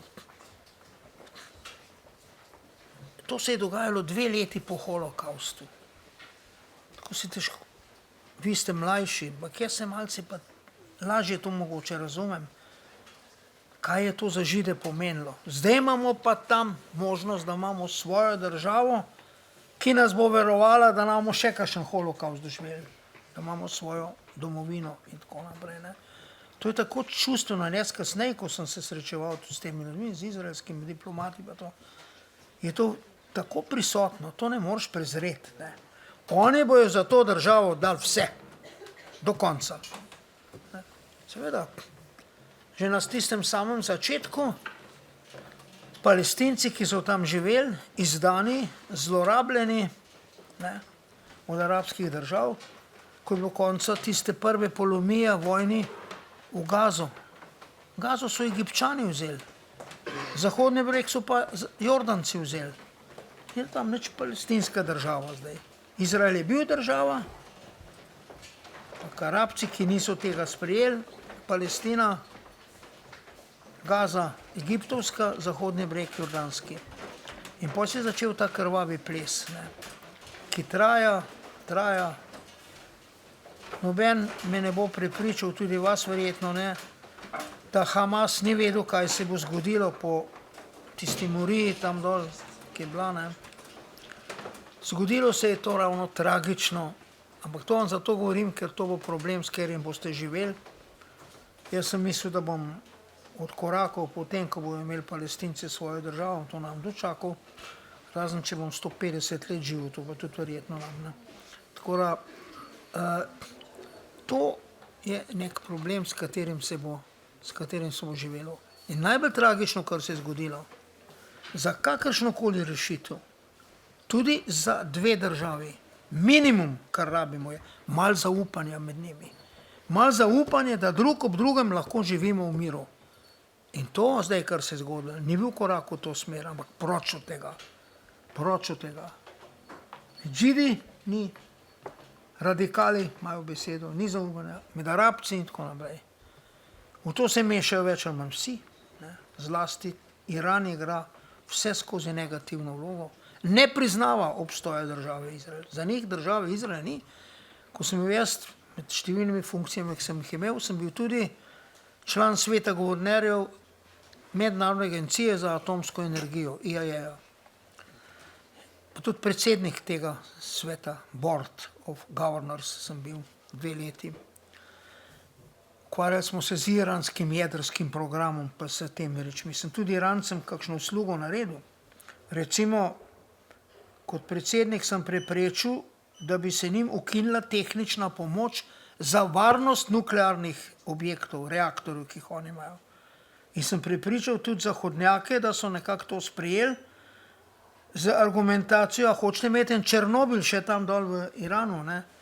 To tehnično pomoč jim moramo dati, kljub temu, da oni ne spoštujejo resoluciji varnostnega sveta. Ampak te države, ki pravzaprav imajo svoje interese, za Palestince se ne briga nobeden. Po koncu druge svetovne vojne se je v Evropi pregnalo ali izselilo 12 milijonov Nemcev.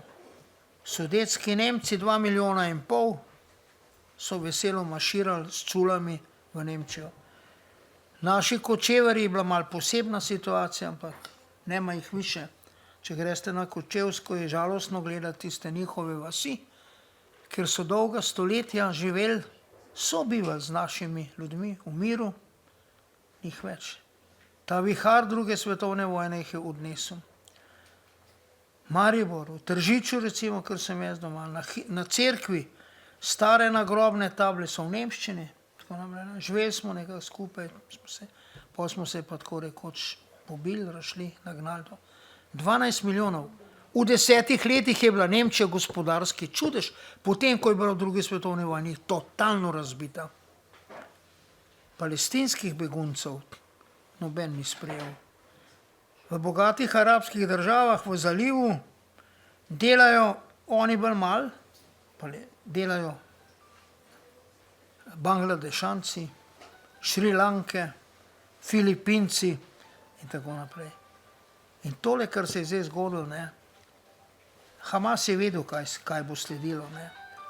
In tudi Izrael bo branil to svojo državo do konca, celo nuklearno orožje ima. In to je lahko velika polomija v bodoče. Ne. In mislim, da se Zahod, pa tudi pri nas tako malce neodgovorno obnašamo, nekako ne razumemo. In ko sem poslušal vas pozorno, sem dojel, da nekako vidite, da je ta problem kompleksen, da niso tam samo hudobni Izraelci, ki uboge Palestince preganjajo. Problem Palestincev je, da jim njihovi bratje, Arabci, nikoli niso čisto zares pomagali. In mi pa smo imeli, se to sem prej rekel, en edini pogovor, ki sem ga imel v življenju z Jaserem Arafatom, sem mu rekel tole.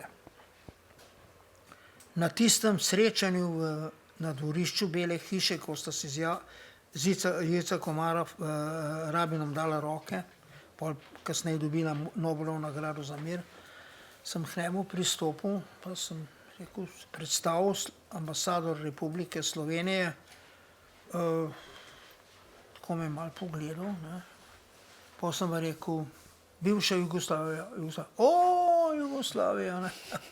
Ti to, ja, seveda sem rekel, fino, ok, ne. Pa sem rekel, če mu lahko nekaj rečem. Ja, welcome, sem rekel, veste, usodna je bila za Palestince in vesel sem, da ste vi ta kurs spremenil in on na stara leta ga je spremenil, da ste se upirali na terorizem, da ste se odmaknili od terorizma. Spet, ko sem bil jaz vaših let, smo brali o bombah podstavljenih pod avtobus z židovskimi šolarji, razstrelilo. Osvobodilni boj ali zločin? Po mojem zločin. Srečali smo se z ugrabitvami letal, razstrelitvijo letal, gor, Lockerbie, nekih, ne, pobojem izraelskih športnikov v Münchnu in tako naprej. To je vodilo v napačno smer. Prvič ni nič prispevalo k boju Palestincev za to, da bi se njih status uredil. Po drugi strani je pa to vodilo do oblasti v palestinskem gibanju vedno znova in znova teroriste. Ne? Hamas, Hezbollah in podobne. Ne? Tako da sem rekel, takrat sem rekel, začeste se otresati, povezane ste s terorizmom, to vas bo pripeljalo do uspeha, do palestinske države, ne terorizem. Me tako gledal in me pa se malo nasmehnil, pa je rekel, I think you are right. To je bilo že takrat, ko je on že dal to šolo skozi. Tako da, to sem vam zdaj rekel, zato ni bilo to programirano, me lahko tožite zaradi tega, da sem prekršil dogovor, ne? Pacta sunt servanda. Ampak to sem vam rekel zato, ker ta problem, Palestina, bo še dolgo. To boste še imeli priliko opazovati, bolj od blizu, bolj od daleč, ne? To tragedijo za Palestince, pa tudi za Žide. Ne? Mogoče se bo začelo znova pogovarjati, ampak težko. Ker veliko krvi zdaj preteklo vmes. Ne? In ko je veliko krvi vmes, trajajo stvari dolgo, predno se ta kri pozabi. Ne? Tako da, evo, zdaj se bom postavil. Tudi, če me stavite še kakšno vprašanje, ga nam Dobro. Najlepša vam hvala, da ste se danes udeležili, nas obogatili s toliko novega znanja. Mi pa, kakor imamo dosti knjig za predelati, tako da pogumno v raziskovanje.